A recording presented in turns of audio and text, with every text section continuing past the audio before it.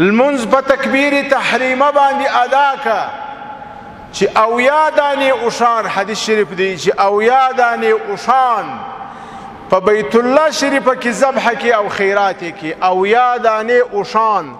په بیت الله کې ذبح کې خیرات کې دومره ثواب نه لري لکه د امام سره چې اول تکبیر تحریمه ونیسي الله اکبر سره ونیسي.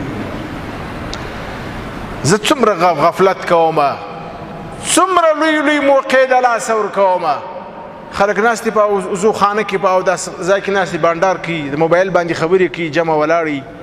اقامت شروع شي خلک نه راځي. زه خو وبینسم آخري التحیات چې ونیسم هم صحیح ده آخري التحیات خود صحیح ده خو که د اول تکبیر تحریمه ونیوي دومره ثواب لري لکه اویا اوښان چې په بیت الله کې خیرات کې د الله او مخلوق ته ور تقسیم کې څومره ثواب ده.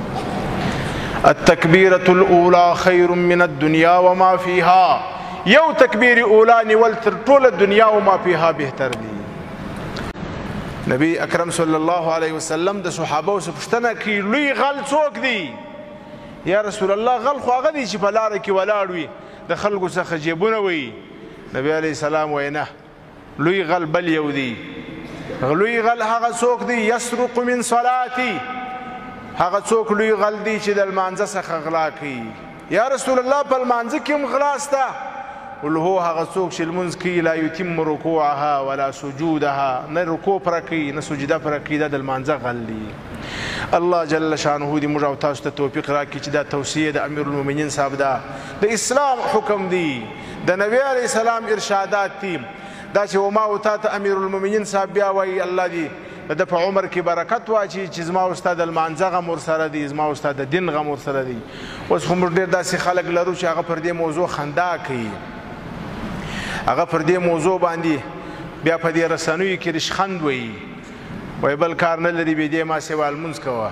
ډوډۍ خلکو ته پیدا کړه پلانکی خلکو ته پیدا کړه پلانکی خلکو ته. دا خلک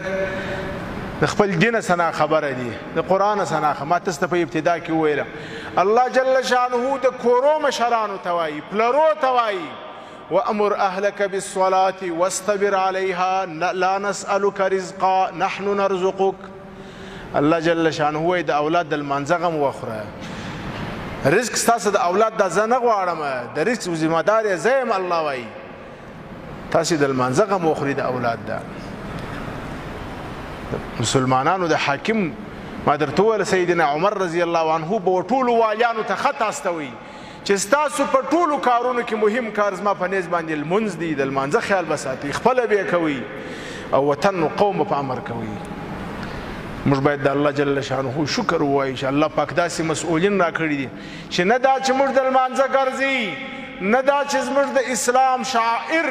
دا محوه کوي بلکې زما او ستا سره سهار و ماښام زما استاد المانځه و د دین په غم کې. الله پاک دې موږ تاسو ته توفیق راکړي چې په څنګه طریقه باندې الله جل شانه راڅه غواړي په هغه طریقه باندې د الله دا حق د لمانځه ادا کړو او چې کله لمونځ د یو چا صحیح سو حدیث شریف کې دی وایي د قیامت په ورځ به اوله پوښتنه د لمانځه کېږي که چیرې د یو چا د لمانځه حساب پاک راووتی بیا به ټوله عملنامه صحیح راوځي او که د لمانځه حساب ګډوډ بیا به ټوله عملنامه ګډوډوي. الله جل شانه دې توفیق را نصیب کړي. واخر